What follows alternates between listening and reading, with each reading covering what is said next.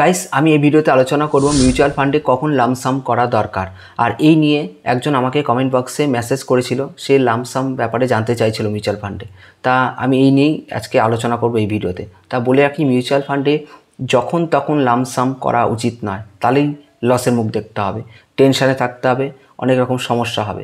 তা বলে রাখি, লামসাম যখন করতে হয় মার্কেটটা খুব ডাউন হবে, যেমন ধরে রাখুন এই যে 22,000 মার্কেটটা চলে এসেছিলো, এই সময় একটা বড় অ্যামাউন্ট আপনারা লামসাম করতে পারতেন, তাহলে কি হতো, লং টাইমে গিয়ে আপনি গেনার হয়ে যেতেন। আমি এক্সাম্পল বলছি, মনে করুন আপনি এই 22,000 মার্কেটে কোনো মিউচুয়াল ফান্ডে গিয়ে, আমি স্মল ক্যাপ হোক বা মিড ক্যাপ এইসবই বারবার করে বলি, তাহলে এখানেই আপনারা কোটিপতি হতে পারবেন যদি ইনভেস্ট করেন। তা বলি যে কোনো এনএবি, এক্সাম্পল দিয়ে বলছি, কোনো এনএবি যদি 50 টাকা থাকতো আর 1 লাখ টাকা আমি ইনভেস্ট করলেন এই লামসামে, তাহলে আপনি 2000 ইউনিট আপনি এনএবি পেতেন।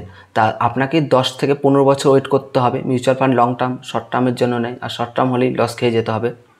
লং টার্মে 10-15 বছর বাদে ওই এনএবিটা দেখলেন 4-5 গুণা হয়ে গেল, ধরে রাখুন 300 টাকাই হলো, আর হয়েও এটা একদম নিজে প্রমাণ পেয়েছি আমি, হয়ে যায় 5-6 গুণ হয়ে যায়।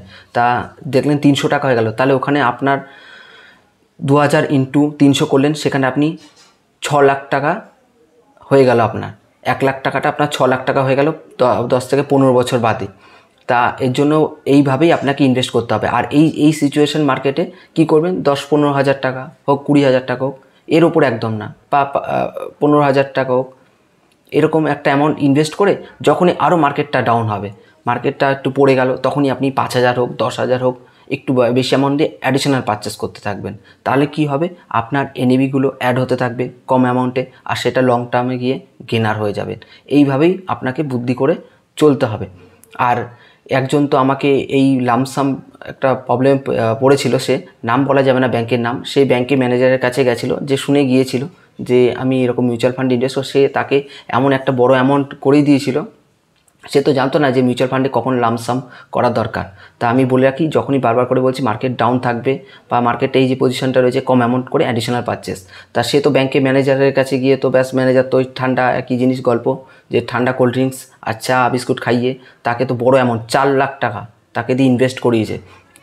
তা দেখছে যে, আর সে তো 4 লাখ টাকা ইনভেস্ট, তার তো একটা টেনশন হয় যে কী হলো, টাকাটা আমার লস হচ্ছে না লাভ হচ্ছে, সে বারবার করে চেক করতে থাকতো অ্যাপ দিয়ে, তা কিছুই হচ্ছিল না।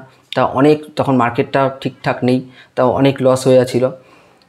তার সেই এনএবিটা পাচ্ছিল না, সে কেন একটা মানে বেশি অ্যামাউন্ট দিয়ে এনএবিটা বাই করেছিল, তার জন্য সেই হারে যখন মার্কেটটা হাই হচ্ছিল না, তা অনেক দিন সে দেখেছে যে কিছু না, তারপর সেই সামান্য একটু লাভ হয়েছে, সেই 4.5 লাখ টাকাতে লাস্টে বেরিয়ে গেছে, সে আর লাভ করতে পারলো না। সে তো জানতো না যে মিউচুয়াল ফান্ডে কখন লামসাম করা উচিত। তাই আপনাদেরকে আমি এই ভিডিওতে বলে দিলাম, মার্কেট যখন খুব ক্র্যাশ হয়ে যাবে, তখন বড় অ্যামাউন্ট 1 লাখ হোক, 2 লাখ হোক, 5 লাখ টাকা পর্যন্ত ইনভেস্ট করুন। মার্কেট যখন খুব পরিমাণে ক্র্যাশ হয়ে যাবে, তখন ইনভেস্ট করলে আপনার লং টার্মে গিয়ে কোথায় চলে যাবে টাকা আপনি ধারণা করতে পারেন, কারণ মার্কেট সবসময় ডাউন থাকে না। এখন মার্কেটে এই পজিশানটা আছে, দেখবেন আজ থেকে 2000, এই যে বললাম, তো আমি বলেছিলাম যে 2025-এ দেখবেন মার্কেট 27,000 টাচ করবে, এটা হবেও আশা করি। আর 2027-এ দেখবেন এই মার্কেট কোথায় চলে গেছে যে আপনি ধারণা করতে পারবেন না। তাই জন্য বললাম, মিউচুয়াল ফান্ডে লামসামে বুদ্ধি কাজে লাগিয়ে ইনভেস্ট করে যেতে হবে। এখন করলে ওই 10,000, 5,000, 15,000 টাকা ইনভেস্ট করে, মার্কেটটা একটু ডাউন হবে, অ্যাডিশনাল পারচেস এইভাবে করে যেতে হবে। আর মার্কেট খুব ক্র্যাশ হলে বড় অ্যামাউন্ট 1 লাখ হোক, 2 লাখ, 5 লাখ হোক, 10 লাখ টাকাও ইনভেস্ট করে রাখবেন, চুপচাপ করে বসে থাকবেন 10-15 বছরের জন্য।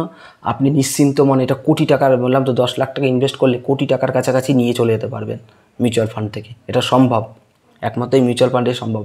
এফডি বলুন, আরডি বলুন, ওই সুকন্যা সমৃদ্ধি বলুন, আরও পোস্ট অফিসের অনেক রকম স্কিম আছে, তারপর প্রাইভেট কিছু সংস্থা আছে তাদের স্কিমে আছে, তারপর গভর্নমেন্ট স্কিমে এগুলো করে দিতে পারবে না, যেটা এই মিউচুয়াল ফান্ডে করে দিতে পারে। আর ভুলেও ইউলিপ এই স্কিমে যাবেন না, একদম বারবার বললাম, এই ইউলিপ স্কিমে যাবেন না, তাহলেই লস। মিউচুয়াল ফান্ড সম্বন্ধে সঠিক তথ্য পেতে আমার এই বিনিয়োগ লাইক চ্যানেলটি সাবস্ক্রাইব করে দিন অনুগ্রহ করে। আর আমি কোনো বায়াস নেই, আর যা ইনফরমেশন দেবো আপনাদের যেন কাজে লাগে, এটাই আমি চাই সর্বদা। নমস্কার, ধন্যবাদ।